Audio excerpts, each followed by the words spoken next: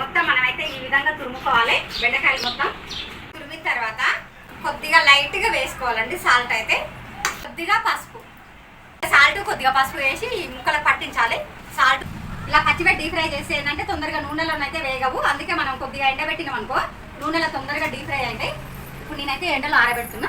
మొత్తం తురిమినా కదండి, మొత్తం దాంతో తురిమిన తర్వాత ఎండలో ఆరబెట్టిన తర్వాత ఇగో ఈ బెండకాయ ఊరగా అయితే తయారైంది. ఇప్పుడు మనమైతే ఇది నూనెలో డీప్ ఫ్రై చేసుకోవాలి.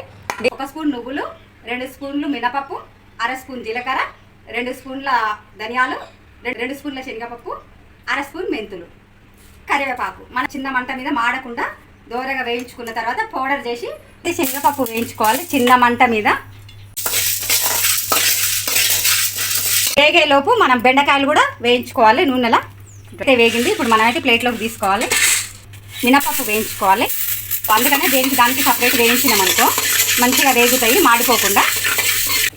బెండకాయలు కూడా మాడకుండా చిన్న మంట మీద వేయించుకోవాలండి. ఇలా ఆరబెట్టుకున్నాం కదా, కొద్దిగా డ్రై అయినాయి, మంచిగా తొందరగా వేగుతాయండి నూనెలో. మనకి ఇలా డ్రై అయినప్పుడు పచ్చివి అయితే చాలా టైం తీసుకుంటుంది వేగడానికైతే.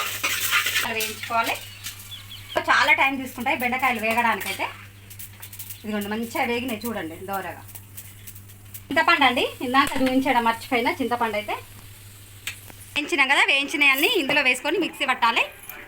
ఫస్ట్ అయితే పోపు పెట్టుకోవాలి మనం. ఆవాలు, జీలకర్ర, కొద్దిగా శనగపప్పు, కొద్దిగా మినపప్పు, పోపుకు సరిపడినన్ని వేసుకోవాలి. పల్లీలు అయితే వేసిన కొద్దిగా కొద్దిగా ఎక్కువనే వేస్తుందండి, ఎందుకంటే ఇది బెండకాయ వేస్తుంది కదా. వెల్లుల్లిపాయలు అయితే ఒక గడ్డ తీసుకున్నా, కచ్చపెత్త సరిపడినంత కారం అయితే వేసిన. కేజీ బెండకాయలు కదండి, కేజీ బెండకాయలకు సరిపడినంత కారం అయితే సరిపడినంత సాల్ట్. పౌడర్ పట్టుకున్నాం కదండి, ఆ పౌడర్ అయితే మనం సరిపడినంత వేసుకోవాలి. నేనైతే కొద్దిగా వేస్తున్నా.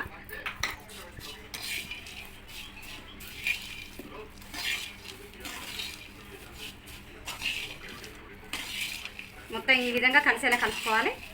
ఇప్పుడైతే మనకి నెల రోజుల వరకు అయితే నిల్వ ఉంటుందండి.